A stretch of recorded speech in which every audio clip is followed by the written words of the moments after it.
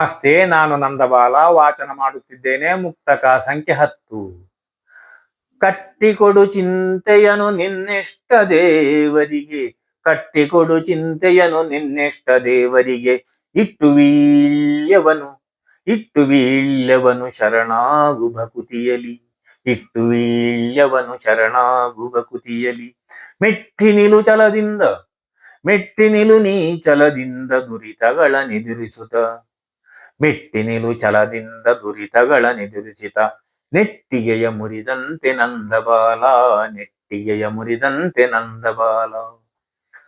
ಹೌದು, ಚಿಂತೆಗಳು ಕಷ್ಟಗಳು ಬಂದಾಗ ನಿನ್ನ ಭಗವಂತ, ನೀ ಯಾವ ಭಗವಂತನನ್ನು ಇಷ್ಟಪಡುತ್ತೇಯೋ, ಗಣಪತಿಯ ಶಿವನೋ ವಿಷ್ಣುವ ಯಾವುದೇ ಭಗವಂತ, ಯಾವುದೇ ದೇವರಾಗಲಿ, ಪ್ರತಿಯೊಂದು ದೇವರಿಗೂ ನಿನ್ನ ಕೋರಿಕೆಗಳನ್ನು, ನಿಮ್ಮ ಕಷ್ಟಗಳನ್ನು ಪರಿಹರಿಸುವಂತಹ ಒಂದು ಚೈತನ್ಯ, ಆ ಒಂದು ಶಕ್ತಿ ಆತನಿಗಿರುತ್ತದೆ. ಈ ನಂಬಿಕೆಯ ಮೇಲೆ ಆ ಭಗವಂತನೇ ನೀನು ಶರಣಾಗು.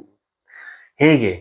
ಬಿಟ್ಟು ವೀಳ್ಯವನು ಶರಣಾಗು ಭಕುತಿಯಲ್ಲಿ. ಭಕುತಿ ಅಂತ ಹೇಳಿದ್ರೆ ಏನು?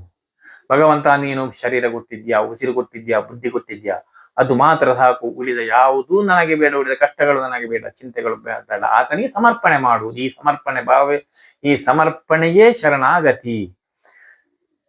ಇಟ್ಟು ನೀ ಶರಣಾಗು ಭಕುತಿಯಲಿ, ಮೆಟ್ಟಿ ನಿಲು ಛಲದಿಂದ ದುರಿತಗಳನ್ನೆದುರಿಸಿದ. ಕಷ್ಟಗಳನ್ನು ನಾವು ಹೇಗೆ ಎದುರಿಸಬೇಕು? ನೆಟ್ಟಿಗೆ ಮುರಿದಂತೆ.